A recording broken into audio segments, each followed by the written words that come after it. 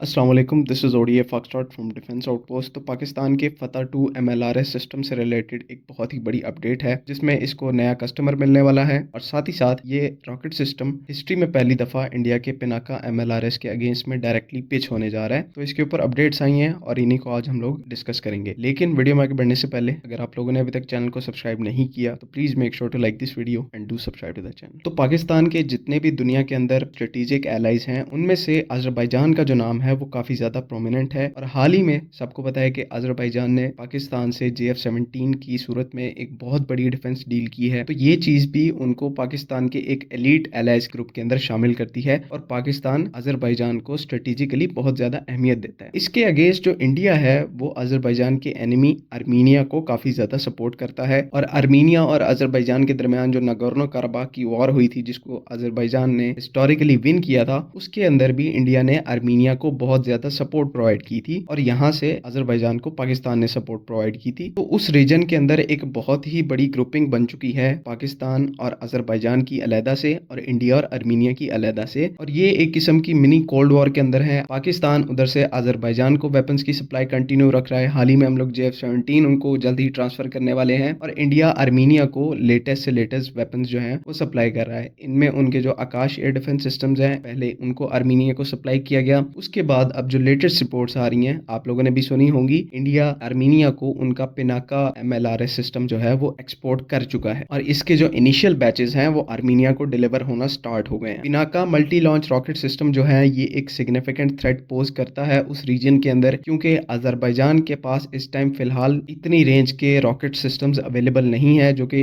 India के पिनाका का मुकाबला कर सके। अब अजरबैजान की हिस्ट्री को देखें तो जिस तरह से पहले वो पाकिस्तान से वेपन सिस्टम्स को अक्वायर करता रहा है, उसी तरह अब भी ये रिपोर्ट्स आ रही हैं कि क्योंकि आर्मीनिया ने इंडिया से पिनाका को अक्वायर कर लिया है, तो अजरबैजान पाकिस्तान से उसके फतह सीरीज के रॉकेट सिस्टम्स को अक्वायर करना चाह रहा है और मेनली अजरबैजान का जो इंटरेस्ट है वो फतह 2 रॉकेट सिस्टम के अंदर है। इवन अगर अजरबैजान फतह 1 एमएलआरएस को भी अक्वायर करता है तो वो भी पिनाका से ज्यादा केपेबल एमएलआरएस सिस्टम है, क्योंकि रेंज भी उसकी पिनाका से ज्यादा है और जो ऊपर ऑनबोर्ड सिस्टम्स हैं वो भी पिनाका से ज्यादा एडवांस है। लेकिन यहाँ पर अजरबैजान जो है वो कैचअप गेम नहीं खेलना चाह रहा। अजरबैजान शुरू से ही अजरबैजान का जो इंटरेस्ट है वो फतह 2 एमएलआरएस के ऊपर है, जिसको अक्वायर करके अजरबैजान एक प्रॉपर डेटरेंस कायम करना चाहता है उस रीजन के अंदर, ताकि लॉन्ग टर्म में ये जो वेपन सिस्टम है वो आर्मीनिया के अगेंस्ट में इफेक्टिव रहे। फतह 2 की जो रेंज है वो पिनाका से तकरीबन 4 गुना ज्यादा है, तकरीबन 400 किलोमीटर की रेंज है। साथ ही साथ एक गाइडेड रॉकेट सिस्टम है और क्वासी बैलिस्टिक मिसाइल की कैपेबिलिटीज को अचीव कर सकता है, जिसमें जो जितने भी